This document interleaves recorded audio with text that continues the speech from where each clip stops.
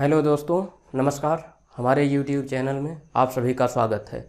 आइए आज हम अपनी शुरुआत कुछ इस तरीके से करने जा रहे हैं कि माना कि अंधेरा घना है पर दीपक जलाना कहाँ मना है।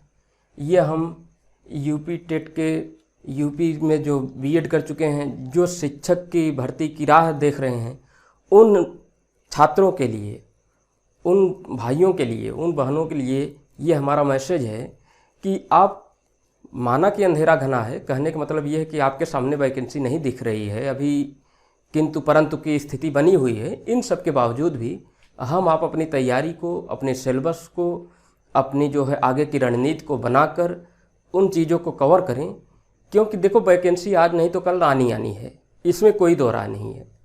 इसलिए जो भी हमारा सिलेबस है यूपी टेट का, सुपर टेट का, उन सभी सिलेबसों के बहुत से ऐसे स्टूडेंट होंगे जो यूपी टेट क्वालिफाई किए होंगे, सी टेट क्वालिफाई किए होंगे, लेकिन बहुत से ऐसे फ्रेशर स्टूडेंट हैं जो बीएड तो कर चुके हैं लेकिन उन्हें अभी सी टेट का या टेट का मौका नहीं मिला है। हाँ, तो उनके लिए हम पूरी रणनीति पर चर्चा करेंगे कि किस तरीके से सिलेबस बना है, कितने सवाल आएंगे, कहाँ से आते हैं, कैसे आते हैं, आगे की रणनीति क्या होगी, हम लोग मिलकर आगे कैसे पढ़ेंगे, कैसे बताएंगे, कैसे जानेंगे, किस सेक्शन से कहाँ से कितने सवाल आते हैं। इन सारी रणनीतियों पे चर्चा होगी और उन्हीं रणनीतियों पे आज हमें लग रहा है कि कोई वैकेंसी नहीं है, कोई वो नहीं है, सामने कोई हमारा विजन नहीं दिख रहा है, तो किस आधार पे पढ़ाई की जाए, कैसे तैयारी की जाए। तो उन लोगों के लिए बस यही है हमारी लाइनें कि माना कि अंधेरा घना है पर दीपक जलाना कहाँ मना है। तो ये ऐसी स्थिति में है आप, और ऐसे समय पर हैं कि जहाँ से आप देख सकते हैं और अपने आप को प्रिपेयर कर सकते हैं समय से पहले।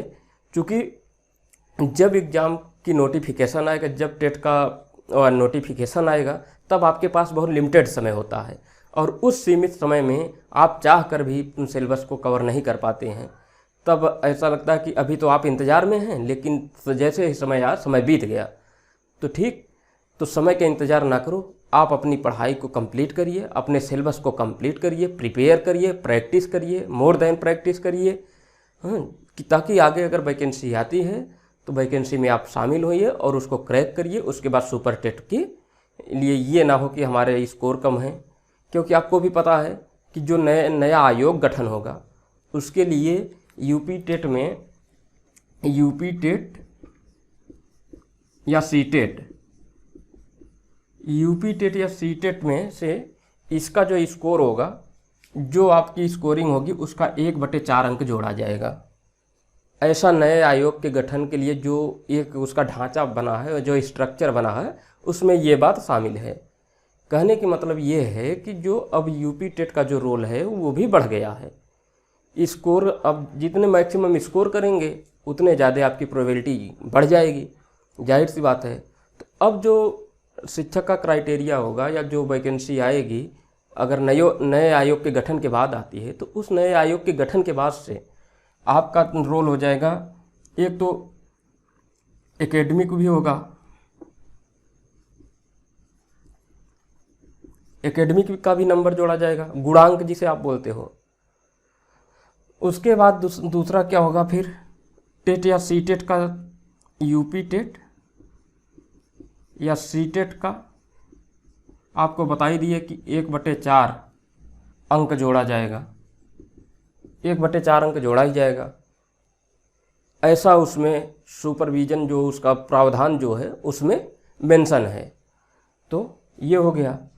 उसके बाद आता है आपका सुपर टेट का अंक।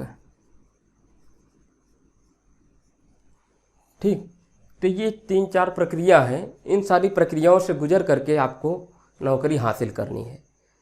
तो इसलिए आप किसी भी सिलेबस के पार्ट को या पूरे सिलेबस को कमतर ना आंको, और हमारी राय यही है कि आप लोग समय से पहले पूरी तैयारी कर लीजिए, जिससे वैकेंसी आने पर आपको किसी तरीके की कोई दिक्कत ना हो। तो अभी तो सरकार कह रही कि हमारा जो छात्र शिक्षक अनुपात है, क्या है, छात्र और शिक्षक का अनुपात है वो बराबर है। कहने का मतलब ये है कि छात्र शिक्षक अनुपात क्या है, 30/1 का है प्राइमरी में, 35/1 का है जूनियर में, उच्च प्राथमिक में। हाँ, विशेष परिस्थितियों में इसको बढ़ा के 35-40 किया जा सकता है, लेकिन उससे अधिक नहीं। तो सरकार का ये दावा है कि हमारे पास अभी शिक्षकों की कोई कमी नहीं, लेकिन इन दावों के बावजूद भी हम आप सबको आश्वस्त करना चाहते हैं कि वैकेंसी आएगी, ये श्योर है। हो सकता है कि 4-6 महीने विलम्ब से ही आए, लेकिन तब तक के लिए आपके पास जो ये कीमती समय बचा है, इन कीमती समय का उपयोग करके आप अपने पूरे सिलेबस को, जो स्टेट क्वालिफाई कर चुका है तो वो दोबारा अपने आप को इम्प्रूव करके 1/4 अंक जो उसका स्कोरिंग अंक होगा उसको बढ़ाने की कोशिश करें। जो फ्रेशर हैं, जो नए अभी बीएड करके आए, जिनको यूपी टेट को देने का मौका नहीं मिला है, उनसे ये आग्रह है कि आप पूरी तरीके से सिलेबस को समझिए। सिलेबस को समझने के बाद आप उस पर रणनीति के तहत काम करिए। पूरे सिलेबस को पढ़िए, पूरे सिलेबस को अभ्यास करिए। अभ्यास करने के बाद अपनी बेहतर तैयारी करिए, ताकि जब फार्म आ जाए तो आपके पास किंतु परंतु या समय का रोना ना रहे। क्योंकि अक्सर स्टूडेंट में क्या होता है, वो बैठ के सोचते हैं, और ये जो बैठ के सोचने की प्रक्रिया है, ये सबसे बुरी प्रक्रिया है। आप पहले से, जब हमको पता है कि हमको युद्ध में शामिल है, तो क्यों न युद्ध कौशलों को सीख लिया जाए, जान लिया जाए। सीधा सा कहने का कॉन्सेप्ट हमारा यही है कि आप अपने युद्ध कौशल को जानो। युद्ध कौशल क्या है, आपके युद्ध के हथियार क्या हैं, आपका सिलेबस, उन सिलेबस को कितनी बारीकियों से, कितने बेहतर ढंग से समझते हो, देखते हो, जानते हो, यही आपकी रणनीति है। आप जितनी बेहतर रणनीति बनाएंगे उतनी बेहतर आपके स्कोर आएंगे, नो डाउट। ठीक, तो आइए हम थोड़ा सा यूपी टेट के सिलेबस को देखते हैं, उसको डिफाइन करते हैं कि यूपी टेट के सिलेबस में क्या क्या मेंशन है, कितने सवाल आते हैं, किस सेक्शन से कितने आते हैं, कौन कौन से सेक्शन हैं। उन सेक्शनों के बारे में देखकर फिर हमारी क्या रणनीति होगी आगे, कि कैसे हम लोग पढ़ेंगे, कैसे पढ़ाएंगे और कैसे उसको पूरा किया जाएगा मिलकर एक दूसरे से। तो वो सारी बातें आइए एक नज़र में हम लोग देख लेते हैं।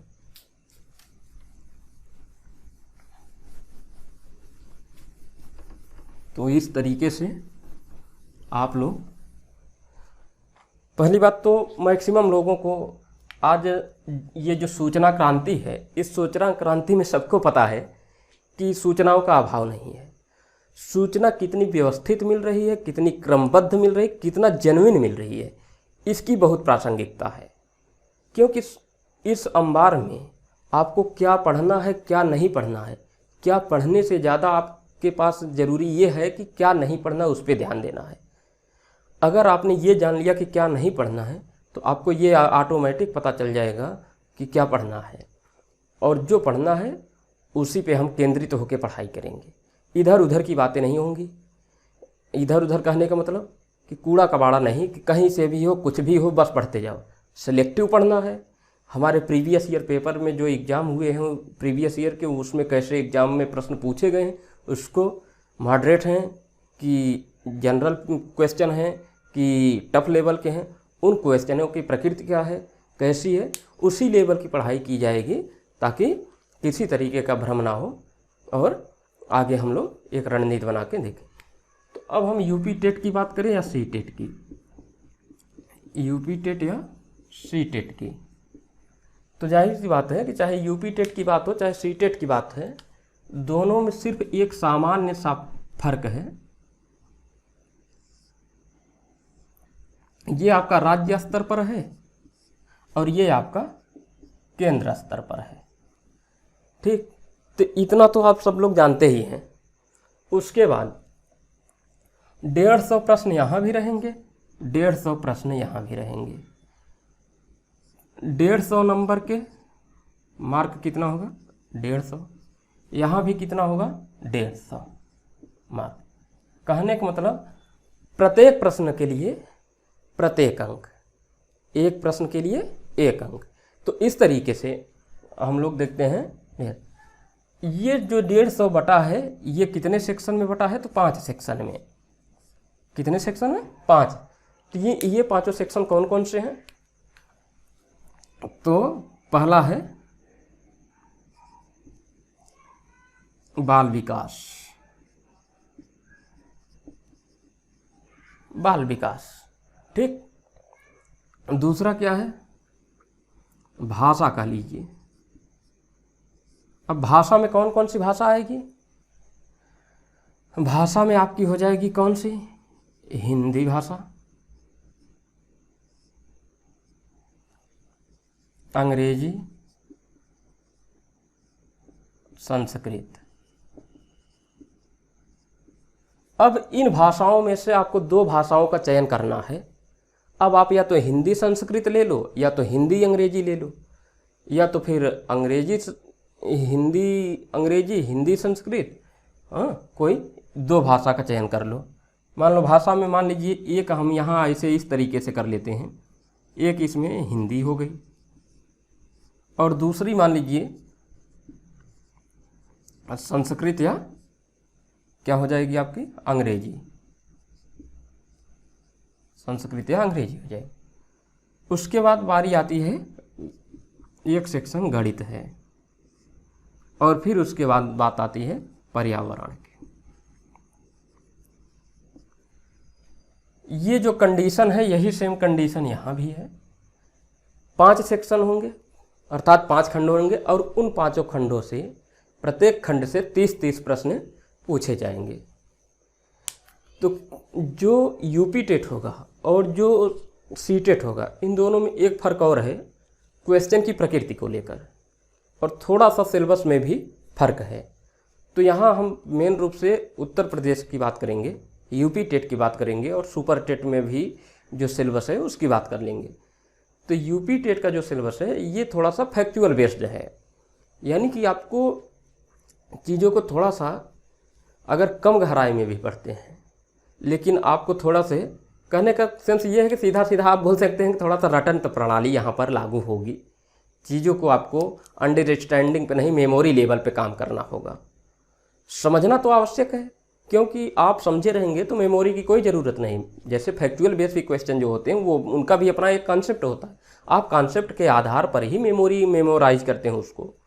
तो आप कॉन्सेप्ट अगर समझे रहेंगे, यहाँ जो पढ़ाई होगी वो कॉन्सेप्ट के आधार पर ही होगी और उसी तरीके से आपको मैटर जो भी दिया जाएगा वो डिलीवर किया जाएगा, वो कॉन्सेप्चुअल तरीके से ही, भले वो फैक्ट है उसको कैसे फैक्ट में कन्वर्ट करके वो उसको कॉन्सेप्ट बेस बनाया जाएगा, ये सब आप देखेंगे। तो ठीक, तो बहुत लोगों को फैक्चुअल बेस आसान लगता है, बहुत लोगों को क्या है कि एनालाइज बेस आसान लगता है।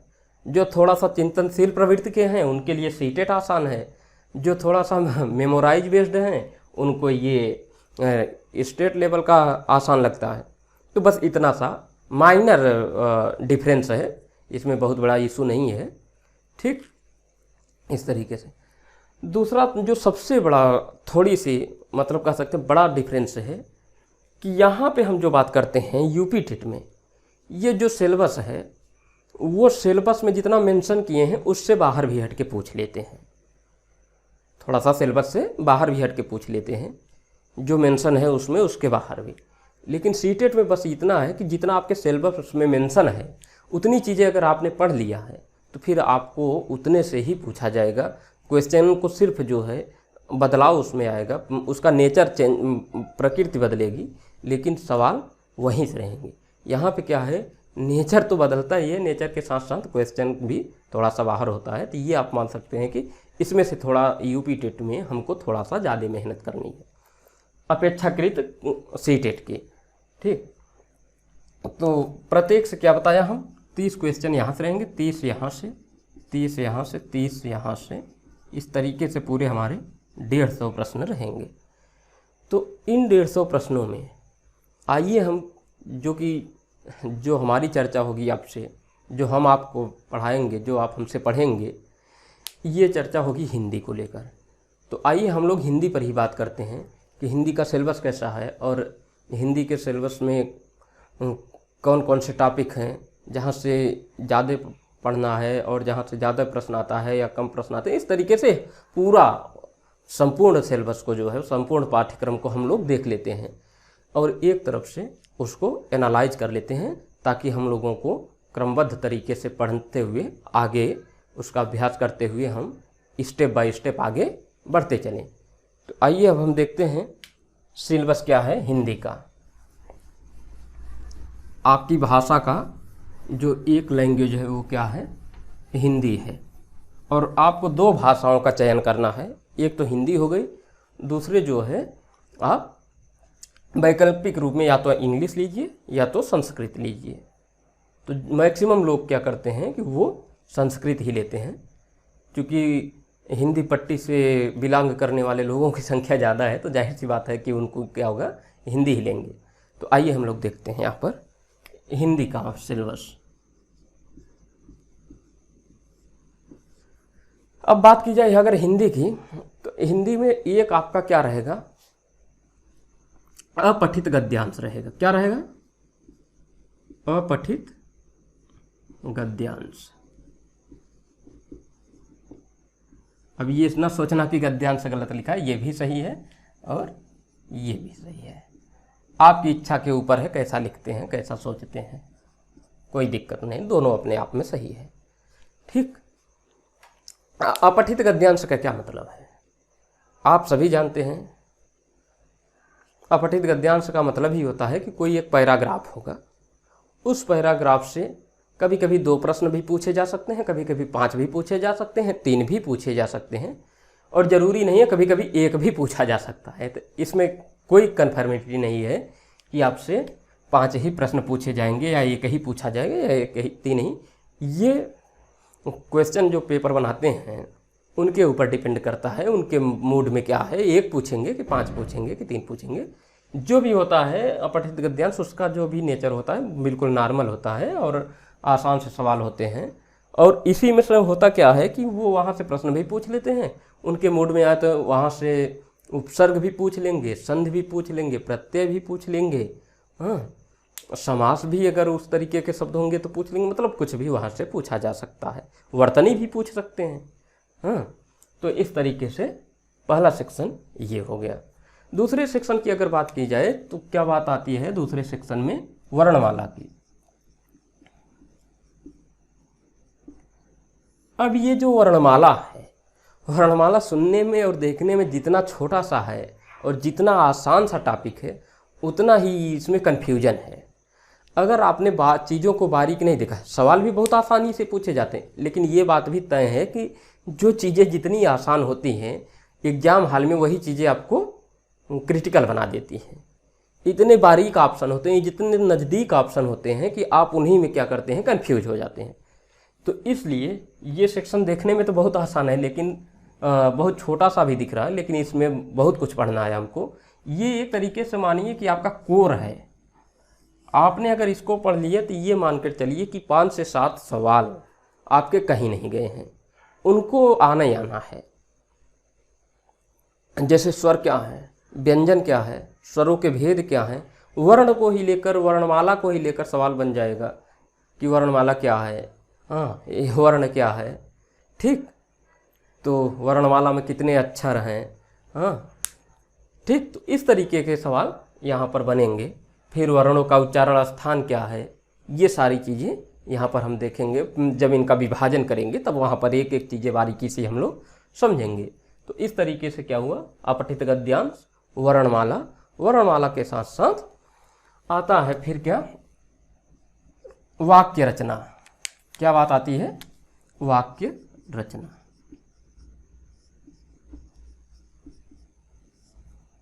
वाक्य रचना, वाक्य रचना में क्या होता है कि इसमें पूछा जाता है कि वाक्यों की रचना कैसे होती है, उनको मतलब पूरा एक सेंटेंस कैसे बनता है। हाँ, हम वर्णमाला के माध्यम से जो है एक शब्द बनाते हैं, शब्द के बाद पद बनाते हैं, पद के बाद पूरा जो है एक वाक्य बनाते हैं, वाक्यों की रचना करते हैं। तो वाक्यों के जो प्रश्न पूछे जाएंगे वो मुख्यतः किस तरीके से पूछे जाएंगे। जैसे वहाँ पे ये आपसे पूछा जाएगा कि मान लीजिए कोई वाक्य दिया है, तो वाक्य में वर्तनी संबंधित अशुद्धि हो सकती है, वाक्य संबंधी अशुद्धि, उसमें लिंग संबंधी भी अशुद्धि हो सकती है, कारक संबंधी भी अशुद्धि हो सकती है। तो हम जब वाक्य रचना करेंगे तो वहाँ पे सारी बातें हम लोग डिटेल में पढ़ेंगे, डिटेल में समझेंगे और डिटेल में ही जानने की कोशिश करेंगे। ठीक। तो उसके बाद अगर हम बात करें तो अगला क्या है, हिंदी भाषा की ध्वनियाँ। उन्होंने क्या किया है कि सिलेबस में पूरा एक एक चीज़ें जो है अलग अलग कर दिया है। तो हमने क्या किया है, जैसे मान लीजिए कि अब हिंदी भाषा की ध्वनियाँ हो गई, और जब भाषा की ध्वनि पढ़ेंगे तो भाई वर्णमाला पढ़ ही रहे हैं, तो वर्णमाला से पहले जो हम भाषा पढ़ेंगे तो भाषा में भाषा के सूच्यतम इकाई क्या है, फिर भाषा के सूच्यतम लिखित क्या है, फिर भाषा की सर्वोच्चतम सार्थक लिखित इकाई क्या है, इस तरीके के प्रश्न। इतना कन्फ्यूजन है, इतना बारीक डिफरेंस है सब में कि थोड़ा सा भी अगर आपका ध्यान हटा तो फिर आपके सवाल क्या हो जाएंगे, गलत हो जाएंगे। इसलिए हम लोग पूरी चीज़ों को क्या करेंगे, बारीकी से समझने की कोशिश करेंगे। ठीक, तो इस प्रकार यहाँ पर देख लिए इतना। फिर उसके बाद क्या आता है, संधि आती है। अब जब संधि की बात होती है तो संधि से भी लगभग 2 क्वेश्चन 3 क्वेश्चन आ ही जाते हैं, ये कन्फर्म है। कभी कभी 4 भी हो सकते हैं, कभी कभी 2 भी हो सकते हैं, कभी कभी 3 भी हो सकते हैं, लेकिन ये मानकर चलिए कि 2 से 4 के बीच इनकी संख्या तो निश्चित ही है। ठीक, संधि के कितने प्रकार हैं, संधि के भेद कौन कौन से हैं, उसके बाद संधि के नियम क्या हैं। कभी कभी क्या करेगा, जो सवाल की इसकी प्रकृति होगी, क्या करेगा, कभी संधि विच्छेद दे देगा, तो कभी कभी संधि का पूछ लेगा कि उसमें कौन सी संधि है। इस तरीके से जितने भी इसके प्रकार बनेंगे, जब आगे चर्चा होगी तो वहाँ पे जाना जाएगा, समझा जाएगा। फिर उसके बाद बात होती है समास की। अब मान लीजिए समास की जब बात होती है तो समास के कितने भेद माने गए हैं, इसमें बहुत बड़ा विरोधाभास है। अब अगर समास की बात की जाएगी तो अलग अलग तर्क हैं। अगर वासुदेव नंदन प्रसाद के हिसाब से अगर आप मानेंगे तो समास के उन्होंने 4 भेद माने हैं। अगर एनसीईआरटी के हिसाब से अगर आप मानेंगे तो उन्होंने 6 माने हैं। तो हम लोग भी जो मान के चलेंगे वो 6 ही मान के चलेंगे, क्योंकि जो आपका द्विगु समास है और कर्मधारय समास है, ये दोनों तत्पुरुष के ही भाग मान लिए गए हैं। लेकिन जब हम एनसीईआरटी में पढ़ते हैं तो वहाँ पर क्या है कि ये अलग अलग माने गए। वैसे भी अब तक अगर पूछा जाए समास के कितने भेद हैं तो आपको 6 ही उत्तर लगाना है। यहाँ तक प्राइमरी में भी और उच्च प्राइमरी में भी, जूनियर में भी, कहने का मतलब दोनों जगहों पे आपको 6 ही मानना है। तो जब हम यहाँ पर चर्चा करेंगे तो इसके बारे में जानेंगे। फिर बात आती है अगला अलंकार की। अब हमसे अलंकार पूछा जाएगा कि अलंकार क्या होता है, अलंकार के कितने भेद होते हैं, फिर अलंकार के उदाहरण पूछे जाएंगे। तो बेसिक से उदाहरण है, ऐसे प्रचलित उदाहरण है जो आप छोटी कक्षाओं से ही, कक्षा 6 से ही पढ़ते चले आ रहे हैं, वो आपकी जुबान पर भी रहता है। बस थोड़ा सा उसका बेसिक कॉन्सेप्ट आप समझे रहेंगे। कुछ उसमें से ऐसे कीवर्ड होते हैं, कुछ ऐसे कह सकते हैं ट्रिक होता है कि उसी कीवर्ड उसी ट्रिक से आप आसानी से पहचान सकते हैं। जैसे अनुप्रास तो आप जो है आँख मूंद कर ही लगा लेंगे, लेकिन जब उत्प्रेक्षा की बात आएगी, रूपक की बात आएगी, उपमा की बात आएगी, पुनरुक्ति की बात आएगी, यमक और श्लेष में माइनर डिफरेंस जो है उसकी बात आएगी, तो आप लोग वहाँ से थोड़ा सा हो सकता है कि कन्फ्यूजन आपको हो। तो वो भी आपको जब पढ़ाया जाएगा तो जैसे जैसे आप आगे बढ़ेंगे तो वहाँ ये भी जानकारी आपको मिल जाएगी। फिर बात आती है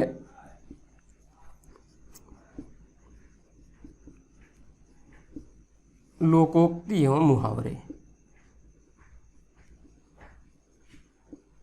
लोकोक्ति एवं मुहावरे। अब लोकोक्ति एवं मुहावरे यहाँ से भी 1 या 2 प्रश्न रहेंगे। हो सकता है कि 2 भी रहें, कभी कभी 3 भी रहता है, लेकिन ये मानकर चलिए कि 2 सवाल यहाँ से आपको मिल जाएंगे लोकोक्ति और मुहावरे से। ठीक, तो लोकोक्ति क्या होती है, मुहावरे क्या होते हैं, दोनों में क्या अंतर होता है, ये थोड़ा सा हम बेसिक भी जानेंगे। उसके बाद मुहावरे जो लोक प्रचलित में हैं और जो लोकोक्ति हैं वो सब के बारे में हम लोग जानेंगे, और प्रमुख मुहावरे और लोकोक्तियाँ क्या हैं उनके बारे में जानने की कोशिश की जाएगी।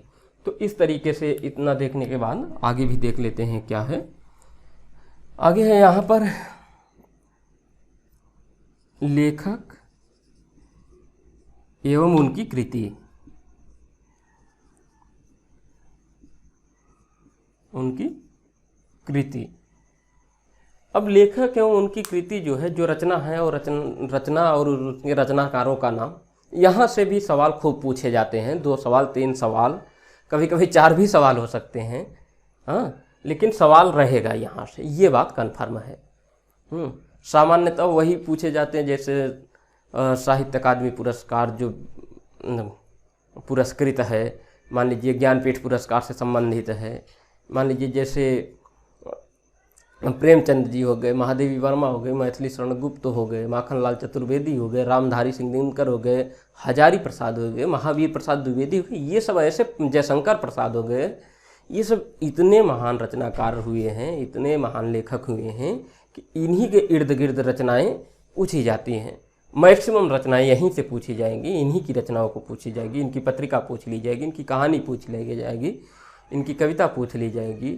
कभी कभी हो सकता है कि इनको जिन कविता पर, जिन रचना पर इनको पुरस्कार मिला वो वही पुरस्कृत रचना ही पूछ ली जाए। तो इस तरीके से कुल मिला के 20-25 ऐसी रचनाएं हैं जिनको अगर आप पढ़ लिए, देख लिए, तो वहाँ से आपके सवाल मिल जाएंगे, इसमें कोई डाउट नहीं है, बहुत सरल भी है। ठीक, उसके बाद आता है, उसके बाद क्या आता है, उसके बाद आता है संज्ञा, सर्वनाम, क्रिया, विशेषण। ठीक, ये सारे बहुत इम्पॉर्टेंट हैं। सारे के सारे ऐसे टॉपिक हैं जो कि बहुत महत्वपूर्ण भूमिका निभाते हैं। और यहाँ से ऐसे बच्चों में जो सबसे बड़ा कन्फ्यूजन है, और जो सबसे बड़ा कन्फ्यूजन वाला टॉपिक है वो यही है। देखने में जितना ही ये आसान लग रहा है उतना ही ये भी कठिन ही है। आसान भी नहीं कह सकते, मॉडरेट लेवल का कह सकते हैं आप। थोड़ी समझ की ज़रूरत है, यहाँ पर अंडरस्टैंडिंग लेवल की ज़रूरत है। अगर आप चीज़ों को बेहतर से समझ लेंगे तो ये चीज़ें बहुत आसान से हैं। अब जैसे बहुत छोटा सा वाक्य होता है, सकर्मक अकर्मक। सकर्मक और अकर्मक क्या है? क्रिया है। विशेषण क्या है? विशेष क्या है? सर्वनाम क्या है? संज्ञा क्या है? तो संज्ञा और सर्वनाम तो आप जानते हैं, क्रिया भी जानते हैं, विशेषण भी जानते हैं। लेकिन जैसे ही इसके अंदर थोड़ा सा घुसा तो आप उसी में कन्फ्यूजन क्रिएट हो जाता है। और चूँकि एग्जामिनर भी जानता है कि आपको यहाँ पर कन्फ्यूजन होगा, तो वो ऑप्शन भी इतने बारीक रखता है कि आप उसी में गलत कर देते हैं। तो यहाँ पर विशेष रूप से समझा जाएगा। इस टॉपिक को हम लोग विशेष रूप से पढ़ेंगे तो सबको विशेष रूप से, सबको ढंग से पढ़ेंगे। लेकिन यहाँ पर कन्फ्यूजन ज़्यादा, यहाँ से सवाल क्या होता है, ज़्यादा गलत होने के चांस होते हैं, इसलिए हम लोग इसको भी ध्यान से पढ़ेंगे। अगला जो टॉपिक आता है क्या है? उपसर्ग एवं प्रत्यय। उपसर्ग एवं प्रत्यय। अब बात की जाए अगर उपसर्ग एवं प्रत्यय की, तो ये बहुत सिंपल टॉपिक है, ये आपको पता भी है कि हिंदी के उपसर्ग बहुत आसान से होते हैं और प्रत्यय भी बहुत आसान से होते हैं। अगर आप मूल शब्द को तोड़ना जान गए, मूल शब्दों को पहचानना जान गए, जैसा कि हम नहीं जानते हैं, तो आगे हम बताएंगे मूल शब्द क्या होते हैं, उससे कैसे उपसर्ग जुड़ते हैं, कैसे प्रत्यय जुड़ते हैं, कैसे जो है मूल शब्द कौन होते हैं, रूढ़ कौन से होते हैं, या योग रूढ़ कौन से होते हैं, यौगिक कौन से होते हैं। तो ये सारे जब हम लोग पढ़ेंगे तो वहीं से मूल शब्दों की पहचान होगी, और कौन से ऐसे शब्द होते हैं कि जो आके इनमें जुड़ जाते हैं तो उससे उपसर्ग बनता है और उससे प्रत्यय बनता है। तो इन सब चीज़ों को भी हम समझेंगे। ये आपका बहुत सिंपल टॉपिक है, और यहाँ से भी 1-2 सवाल तो रहेगा ही रहेगा। यानी कि जितनी भी टॉपिकों की चर्चा की जा रही, वहाँ से सवाल हर जगह से रहेंगे।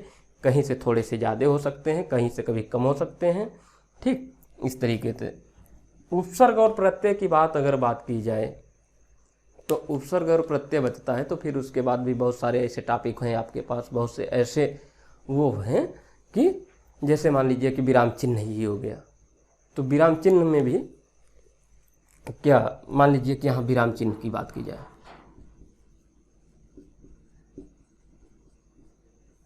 अब विराम चिन्ह की बात की जाए तो कौन सा कहाँ पर चिन्ह लगेगा, कहाँ पर प्रश्नवाचक चिन्ह लगेगा, कहाँ पर अल्प विराम लगेगा, कहाँ पर अर्ध विराम लगेगा, कहाँ पर पूर्ण विराम लगेगा, कहाँ पर विस्मयादिबोधक चिन्ह लगेगा। तो इन सब चिन्हों की भी हम लोगों को क्या करना है कि पहचान कर लेना है। ठीक, इसके बाद बात आती है लिंग, वचन एवं कारक। अब लिंग, वचन, कारक जो है, इन सब का भी बहुत महत्वपूर्ण रोल है। जैसे यहाँ पर भी लिंग हो गया, वचन हो गया, कारक हो गया। तो ये भी टॉपिक क्या है, अक्सर इसमें वाले में तो कन्फ्यूजन कम होता है, लेकिन वचन और लिंग और वचन में बहुत ज़्यादा कन्फ्यूजन होता है। मान लीजिए पुल्लिंग कौन सा है, कौन सा स्त्रीलिंग है, बहुत से ऐसे हैं। उसके बाद फिर आगे आता है आपका क्या, देशज, विदेशज, आगत, ये सब क्या है? ध्वनियां हैं। आगत ध्वनियां या आगत शब्द कह सकते हैं, ध्वनियां कम सटीक बैठ रहा। आगत शब्द। अब देशज शब्द जैसे हो गया, खुरपी हो गया, पगड़ी हो गया, ये सब क्या है? ये सब आप जानते ही हैं कि यानी जो आपके बोलचाल की भाषा में है, लोक प्रचलित में है, जो आपके घर की भाषा है, गांवों की भाषा है, ग्रामीणों की भाषा है। फावड़ा क्या हो गया? जैसे पगड़ी हो गया, लोटा हो गया, खुरपा हो गया, चिमटा हो गया, ये सब क्या है? देशज भाषा है। विदेशज भाषा क्या है? जैसे अरबी है, पुर्तगाली है, फारसी है, चीनी है, जापानी है, हाँ, फ्रांसीसी है, ये सब क्या है? ये सब विदेशज भाषा हो गई। और विदेशज भाषा ही क्या है? आगत। अब आगत भाषा क्या है? मान लीजिए आगत में भी क्या होते हैं, जैसे मान लीजिए कि संस्कृत एक भाषा है, संस्कृत की ही भाषा जो आके मिल गया, तो वो कहाँ मिल गया? संस्कृत से ही क्या हुआ? पाली का निर्माण हुआ। पाली के बाद प्राकृत का हुआ। प्राकृत के बाद फिर क्या हुआ? अपभ्रंश हुआ। अपभ्रंश के बाद क्या हुआ? हिंदी खड़ी बोली का विकास हुआ। इस तरीके से जो क्रम हुआ, ये जो टूटती फूटती आई हैं, तो जो तत्सम तद्भव है, ये सब क्या है? आगत भाषाएं हैं। संस्कृत से कौन सी भाषा आई है? तो हिंदी हो गई।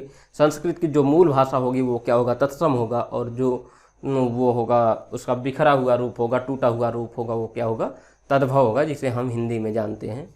तो अर्थात कह सकते हैं कि ये टॉपिक आपका क्या हो जाएगा? तत्सम और तद्भव। तत्सम तद्भव, ठीक। इसकी बात की जाए, इस तरीके से लगभग जो आपके सिलेबस हैं, इन सारे चीज़ों को कवर करते हुए एक एक टॉपिक को हम लोग पढ़ेंगे, देखेंगे व्यवस्थित ढंग से, कैसे प्रश्न पूछे जा रहे हैं, प्रश्नों का लेवल क्या अब तक पूछा गया है और आगे क्या पूछा जा सकता है, इन सब चीज़ों को देखेंगे। ये तो रहा आपका एक सेक्शन। जैसे हिंदी के भी दो सेक्शन थे, एक क्या है? एक व्याकरण सेक्शन है, और दूसरा क्या है? शिक्षण विधि कह सकते हैं, हिंदी शिक्षण विधि। शिक्षण विधि में क्या होगा कि जैसे हिंदी का मनोविज्ञान में मतलब क्या उसका आशय है, क्या उसका वो है, तो हालांकि शिक्षण विधि के जो सवाल होंगे वो मुश्किल से, यूपी टेट की बात कर रहे हैं, यूपी टेट में हिंदी शिक्षण विधि से, हिंदी पेडागाजी से, बाल विकास से संबंधित जो सवाल आते हैं वो बहुत सीमित होते हैं। मुश्किल से 2-4 सवाल अगर आ गए तो आ गए, नहीं तो नहीं ही आते हैं। ये नहीं आप कह सकते, पूरी तरीके से निराधार नहीं कर सकते हैं, लेकिन कम आते हैं कह सकते हैं। ये मैक्सिमम मानकर चलिए 5 आते हैं, लेकिन जो 25 प्रश्न होंगे वो यहीं से होगा। 25 प्रश्न इंक्लूडिंग अपठित गद्यांश को लेते हुए यहीं से होगा। 5 प्रश्न हम यहाँ से रख लेते हैं, तो इस तरीके से 30 प्रश्न यहाँ होगा। लेकिन अगर यही सीटेट में अगर हम बात करेंगे तो सीटेट की प्रकृति दूसरी है। वहाँ पे आपको शिक्षण विधि से 15 सवाल रहेगा, 15 सवाल अनिवार्य रूप से रहेगा वहाँ पे। और 15 सवाल में क्या होगा कि 2 पैराग्राफ रहेंगे अपठित गद्यांश, उसमें से किसी में 8 क्वेश्चन रहेगा, किसी में 7 रहेगा। 8 और 7 करके 15 सवाल वहाँ से रहेंगे।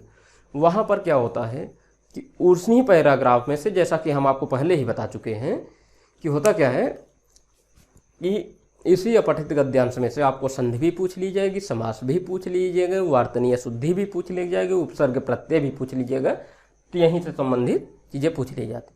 लेकिन यहाँ पर बाकायदा पूरा क्या है कि एक एक टॉपिक अलग अलग डिफाइन करी गई।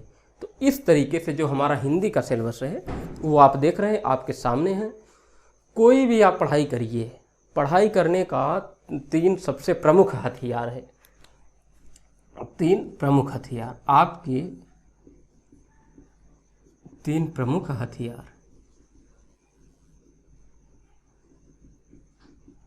अब 3 प्रमुख हथियार क्या क्या हैं ये आप जान लीजिए। बहुत अच्छे हथियार हैं आपके। सबसे पहले आप एकदम भ्रम की स्थिति में हैं, आपको कोई जानकारी नहीं, आपको कोई नॉलेज नहीं है कि हमको क्या पढ़ना है, कैसे पढ़ना है, कहाँ से पढ़ना है। तो सबसे पहले आप उठाइए अपना पाठ्यक्रम। क्या उठाइए? पाठ्यक्रम अर्थात सिलेबस। सिलेबस आपको बता देगा कि आपको क्या पढ़ना है, क्या नहीं पढ़ना है। और सिलेबस को सिर्फ उठाइए नहीं, सिलेबस को डेली उसको देखिए, मनन करिए। हाँ, क्या है तो आपको एक तरीके से धीरे धीरे सिलेबस आपको याद हो जाएगा। और जब चीज़ें सिलेबस आपको याद हो जाएगा तो उसमें होता क्या है कि आपके दिमाग में आधा जो है, मान कर चलिए कि उसका 5% चीज़ें आपके दिमाग में ऑटोमेटिक सही हो जाती हैं कि अच्छा ये है। उसके बाद पाठ्यक्रम के बाद आता है क्या? प्रीवियस ईयर पेपर, गत वर्ष के प्रश्न पत्र। गत वर्ष के प्रश्न पत्र अर्थात ये जो गत वर्ष के प्रश्न पत्र होंगे, जो पेपर होगा आपका, वो आपको एकदम टू द पॉइंट ले जाएगा। आप हमारा सहारा ना लो, आप किसी कोचिंग का सहारा ना लो। आप अगर पाठ्यक्रम को प्रिंट करा लिए, उसको अपने पास रख लिए, उसका एनालिसिस कर लिए, तो हमारी ज़रूरत नहीं है, एक बात। उसके बाद इन पाठ्यक्रम में भी कैसे प्रश्न पूछे जाते हैं, उसका लेवल क्या होता है, मॉडरेट होता है कि टफ लेवल होता है कि जनरल होता है, तो ये आपको इस गत वर्ष के प्रश्न पत्र अर्थात प्रीवियस ईयर के पेपर के माध्यम से पता चल जाएगा कि किस तरीके के पेपर होते हैं। ठीक, हमको अपनी लेवल को किस स्तर पर ले जाना है, हमारी जो रणनीति होगी वो किस लेवल की होगी, ये चीज़। तो उसके बाद आती है कि ये सारा चीज़ जो है, जो पाठ्यक्रम है, जो गत वर्ष का पेपर है, तो ये तो देख लिए क्वेश्चन की प्रकृति क्या है, पाठ्यक्रम भी देख लिए। अब सबसे महत्वपूर्ण जो भाग आता है कि हम पढ़े कहाँ से, पढ़े क्या, अर्थात जो टेक्स्ट बुक होगी, अर्थात टेक्स्ट बुक अर्थात कह सकते हैं आपकी बुक जो होगी या टेक्स्ट बुक, वो क्या, टेक्स्ट बुक। गाइड के सहारे कभी मत पढ़ना आप। और इस समय का जो प्रचलन चल रहा है वो मार्केट में गाइडों का ही प्रचलन है। देखो तो इतने रंगीन रंगीन कवर, इतने अच्छे अच्छे कवर में इतनी बढ़िया सजावट के साथ विक्रेता के लिए विक्रय के लिए रखी गई है कि आप उस चकाचौंध में जाएंगे तो आप ये भूल जाएंगे कि हमको क्या लेना है, क्या नहीं लेना है। और उसी चकाचौंध में उसी की रोशनी जब आपको लगेगी तो आप क्या करेंगे, वहीं से कुछ बुकें आप उठा लाएंगे। उनकी कोई प्रामाणिकता नहीं है। ये हम नहीं कह रहे हैं कि चीज़ें गलत ही होती हैं, चीज़ें सही भी रहती हैं। मान के चलिए कि 80% 90% चीज़ें सही होती हैं, 10% क्या है उससे कम भी कह सकते हैं आप कि उसमें गलत रहती हैं। लेकिन आपके लिए एक एक अंक कितना मायने रखता है ये तब पता चलता है जब आप एक अंक से बाहर हो जाते हैं या पॉइंट से बाहर हो जाते हैं। और उसका कारण तब और दुख होता है जब उसका कारण बन जाता है कि आपने जो मार्केट से गाइड खरीदी, जो बुक खरीदा, उस बुक्स में वही चीज़ पढ़े थे और वही चीज़ जाके गलत करके चले आए। तब आपको दुख होता है कि अगर हम आज इसको ना पढ़े होते तो आज शायद हम कहीं और होते। इसलिए आप टेक्स्ट बुक पढ़ो, जेन्युइन बुक पढ़ो, और सिर्फ ऐसी बुक पढ़ो, एक ही बुक पढ़ो, उसको बार बार पढ़ो और उसको देखो कि उससे आपके सिलेबस में कितना मैचिंग हो रही है, कितना नहीं हो रही। अगर लगता है कि सिलेबस हमारा इससे कंप्लीट नहीं हो रहा है तो फिर दूसरी बुक की ज़रूरत है। अगर लगता है कि नहीं पूरा हो रहा है तो फिर बुक की ज़रूरत नहीं है, कोई एक बुक अपने पास रख सकते हैं। तो जेन्युइन बुकों की अगर बात की जाए तो इसमें से आप 2-3 बुक ले सकते हैं। वैसे तो एक सफिशिएंट है, एक भाषा और व्याकरण करके आती है एनसीईआरटी की, भाषा व्याकरण, ये मानक हिंदी करके आती है, मानक हिंदी भाषा व्याकरण। एक बुक ये है, इस बुक के माध्यम से भी आप अच्छी तैयारी आप कर सकते हैं इस पूरे व्याकरण की, क्योंकि यहाँ पे जो चीज़ें दिया है बहुत जेन्युइन दिया है, बहुत सटीक दिया है, बहुत सरल तरीके से समझाया गया है कि आप सभी चीज़ों को बहुत आसान तरीके से समझ सकते हैं। इन जेन्युइन बुकों का पढ़ने का जो टेक्स्ट बुक है, ऑथेंटिक बुक पढ़ने का, प्रामाणिक पुस्तक पढ़ने का सबसे बड़ा लाभ आपको ये होता है कि अगर आपका क्वेश्चन अगर मान लीजिए कि गलत दिया है, उसका आंसर अगर गलत दिए तो आप इससे जो है चैलेंज कर सकते हैं। और जब इससे चैलेंज करेंगे तो वो आपका माना जाएगा और उस चैलेंज के अनुसार आपको वो एग्जाम का आयोग जो है आपको नंबर देने के लिए विवश हो जाएगा। गाइड का कोई चैलेंज नहीं होगा, गाइड का चैलेंज मान्य नहीं होता, स्वीकार नहीं होता है। ठीक। दूसरी पुस्तक की अगर बात कर लें तो वासुदेव नंदन प्रसाद की बुक है, जो कि काफ़ी अच्छी बुक मानी जाती है। वासुदेव नंदन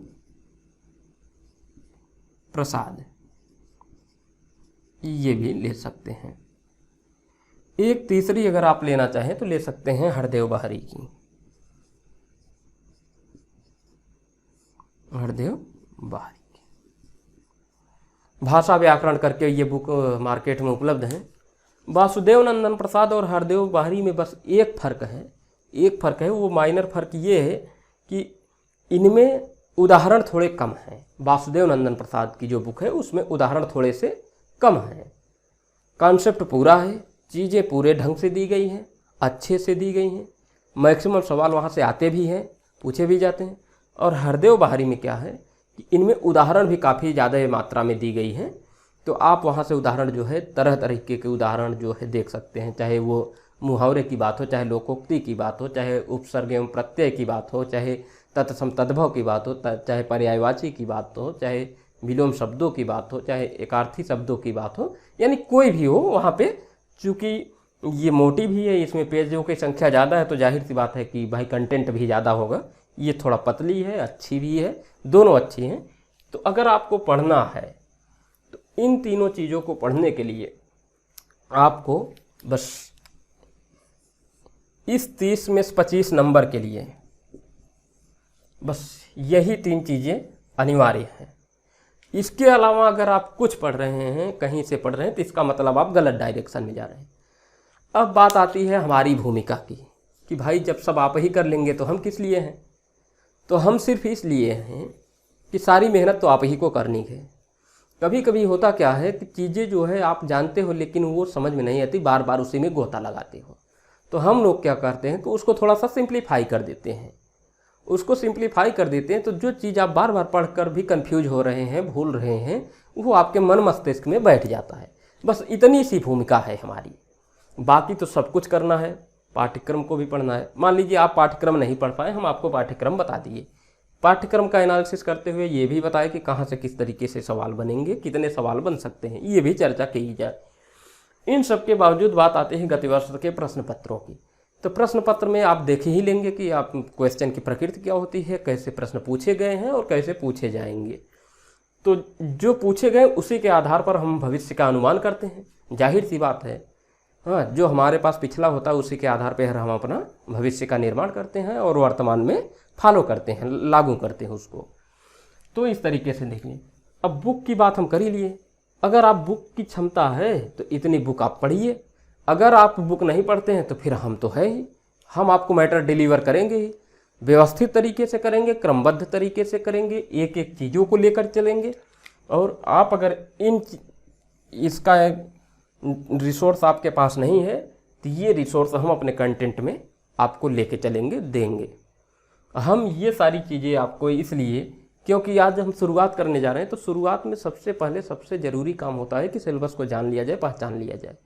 ठीक, तो अब हमारा सिलेबस हो गया, बुक भी हो गया, और इस तरीके से तैयार। दूसरी बात आती है यहाँ 5 नंबर के लिए शिक्षण विधि की। अब ये जो हिंदी की शिक्षण विधि है, इस शिक्षण विधि में जो बेसिक सा पॉइंट है, अगर आपके पास मनोविज्ञान की बुक होगी तो उससे आप अगर पढ़ेंगे, एनसीईआरटी की अगर साइकोलॉजी की बुक होगी तो उसमें ज़्यादा बेहतरीन ढंग से दिया हुआ है, तो वो आप एक बार पढ़ेंगे तो उससे आपका टेट और सीटेट, यूपी टेट और सीटेट सब क्लियर हो जाएगा। चाहे रीट हो, राजस्थान का भी हो, वो भी क्लियर होगा। एक ही चीज़ें पढ़ना है, एक ही बार पढ़ना है, व्यवस्थित ढंग से पढ़ना है, बार बार चीज़ों को नहीं पढ़ना है।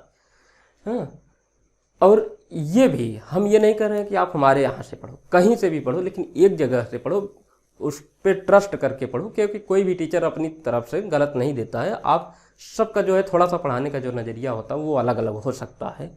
किसी की चीज़ें समझ में आसानी से आ जाती है, किसी का थोड़ा सा क्लिष्ट हो जाता है। इसलिए जहाँ जिसको जो समझ में आए, लेकिन एक जगह से पढ़े, तो वहाँ से क्या होता है कि मैटर सारे मिल जाते हैं और चीज़ें समझ में भी आती। अब आप भाग कूद कर कहीं यहाँ पढ़ रहे हैं, कहीं वहाँ पढ़ रहे हैं, कहीं वहाँ पढ़ रहे हैं, ना, एक जगह पढ़ो और ठीक से पढ़ो।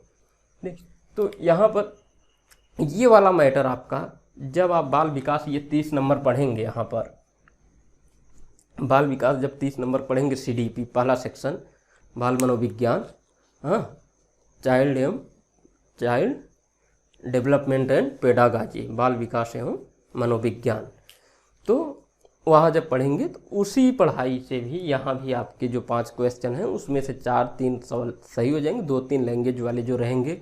जैसे मान लीजिए भाषा का क्रम क्या होता है, सीखने का क्रम, तो सुनना, बोलना, हाँ, पढ़ना, लिखना, ये क्रम है। तो इस तरीके से जो भी होते हैं तो आप उसको कर ले जाएंगे, ये बड़ी बात नहीं। जब हम प्रैक्टिस कराने लगेंगे उन प्रैक्टिस में ये सारे प्रश्न आएंगे, ऑटोमेटिक हल हो जाएंगे। तो इस तरीके से हमारी पूरी रणनीति है और इसी रणनीति के तहत एक एक सवालों पर हम चर्चा करते जाएंगे। एक एक टॉपिक को क्रमबद्ध तरीके से सीरियल वाइज पूरी वीडियोज आपको मिलेगी, इसी यूट्यूब चैनल पे मिलेगी। आपको कहीं इधर उधर भटकना नहीं, बस कंटिन्यूटी आपको बनाना है, पढ़ना आपको है। चीज़ें हम डिलीवर करेंगे, एडाप्ट आपको करना है। आप जितने बेहतर ढंग से एडाप्ट करेंगे उतने बेहतर ढंग से आप जो है परिणाम लाएंगे, सीधी सी बात है। तो यहाँ जो हमारा मैटर है कुछ इस तरीके से हुआ कि 30 में 30 और 10 में 10, अर्थात टेट में आपको 30 प्रश्न होंगे हिंदी के, सुपर टेट में आपके रहेंगे 20 क्वेश्चन हिंदी के। ठीक, कहने का मतलब सुपर टेट में जो क्वेश्चनों की संख्या होगी वो पूरी तरीके से डिफाइन नहीं है। 40 क्वेश्चन पूरे रहेंगे और 40 क्वेश्चन में क्या रहेगा, भाषा के हिंदी रहेगी, अंग्रेजी रहेगी और क्या रहेगी, हिंदी, अंग्रेजी और संस्कृत। तो अमूमन होता क्या है कि हिंदी की संख्या ज़्यादा हो जाती है, 20 रहती है, बाकी 10 इसके हो जाते हैं। तो इस तरीके से आपका जो सिलेबस है, पूरा सिलेबस पे बात हो गई। पूरा सिलेबस को हम लोगों ने डिस्क्राइब किया, विवेचना किया उसका। उसके बाद हमने आपको बुक भी बताया कि कौन कौन से आपके प्रमुख हथियार हैं, लड़ाई आपको कैसी लड़नी है, तो सारी चीज़ें जान गए हैं। अब हम अगले क्लास में मिलेंगे एक नए वीडियो के साथ, एक नए टॉपिक के साथ, और वहाँ से हम लोग ऐसे क्रमबद्ध तरीके से अपने सिलेबस को एक एक टॉपिक को पढ़ते हुए, समझते हुए आगे बढ़ जाएंगे और पूरा सिलेबस इस तरीके से कवर कर लेंगे। ठीक है, तो अगले वीडियो में हम नए टॉपिक के साथ अपने सिलेबस का पहला टॉपिक लेकर आपके सामने प्रस्तुत होंगे। तब तक के लिए धन्यवाद।